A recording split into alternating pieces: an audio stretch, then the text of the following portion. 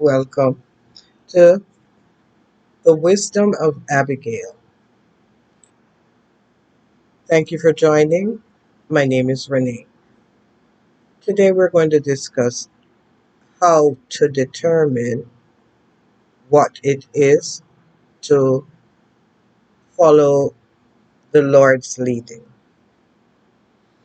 As we all know, we're all broken people. This came from Adam in the Garden of Eden.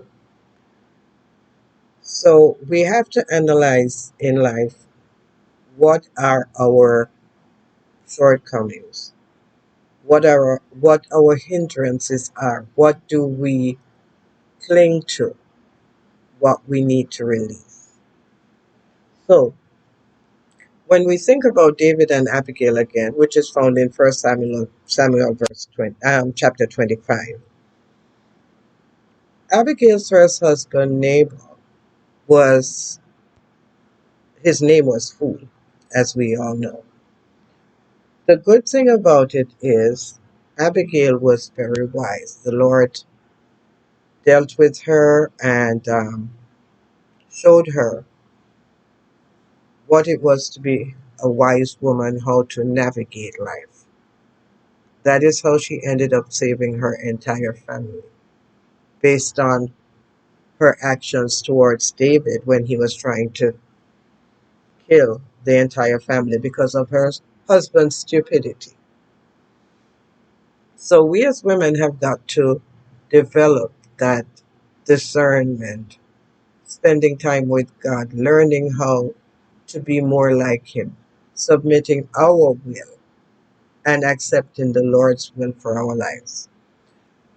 That being said, we have to look at relationships, look at marriages from the Lord's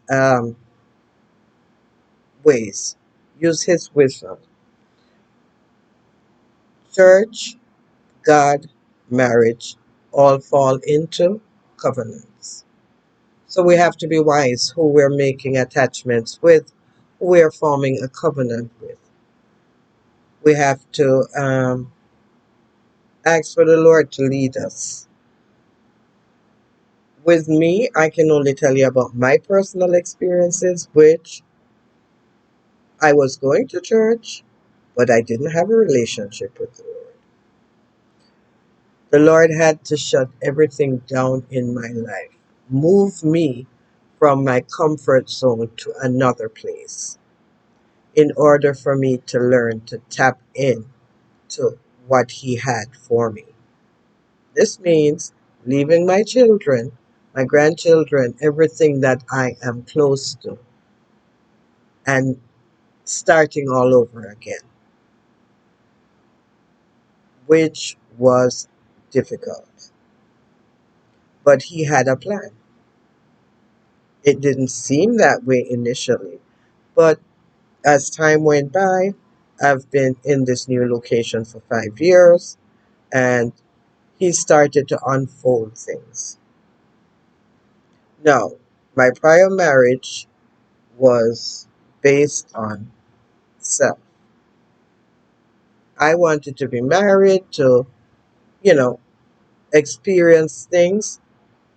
My marriage was broken in less than 2 weeks because the motive. The person I married, what was his motive? He had an agenda. I went into it in love, but who was I in love with? I was in love with myself. I wasn't in love with someone who shared the same feeling for me. So, 2 weeks in, his girlfriend came to meet me and made it clear that they had established a serious relationship, having children, and there it was. I am displaced because I'm investing my emotions, everything I have, in something that was not. So he gave me the options of continuing to do me and he'll do him as long as I completed something he needed, which I did not. Moving forward, years later, I'm at the same place, still married to this person.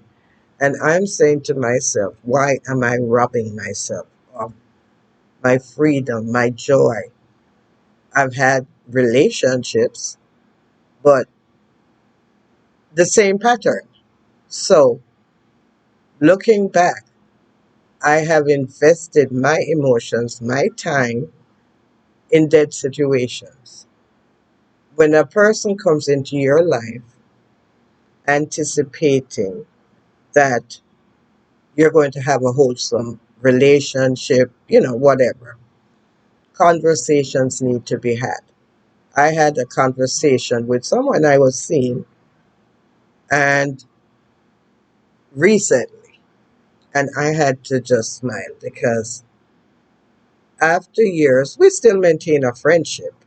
I mean, we still see each other every now and again, but it's nothing that it's just a very good friendship. But I learned a lot. A conversation about his past, how he was brought up, the brokenness, and how would you build a relationship with someone who doesn't have it in them to give you that? But you're looking at the little things that he's doing that appeases your need at the time. Is that enough? Do you want a wholesome relationship with somebody who genuinely loves you, who will go the whole mile, bat for you if you need it? I could not get that from him because he does not have that in him. So here it is. I'm looking to start a new relationship with someone else, but the devil has a sneaky way of bringing back your past. Be careful. Because here you start to think that what if we could reconnect and make it work this time based on, no, ladies, if it didn't work then, it's not going to work now because he has not healed from his past.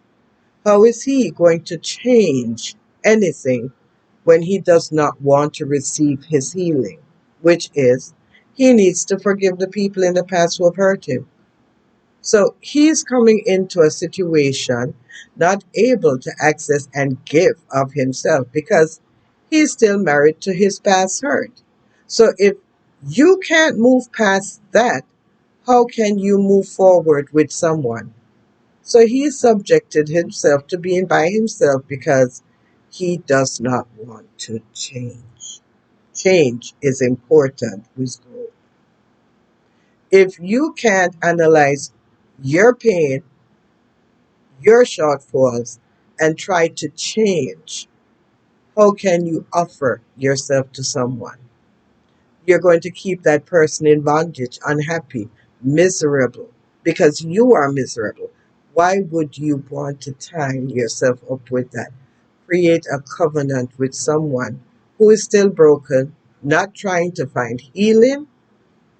This country, this world as it is, shows us that if a man can provide, give you the $1 million, give you the big house, give you the BMW, Maserati, that's fulfillment.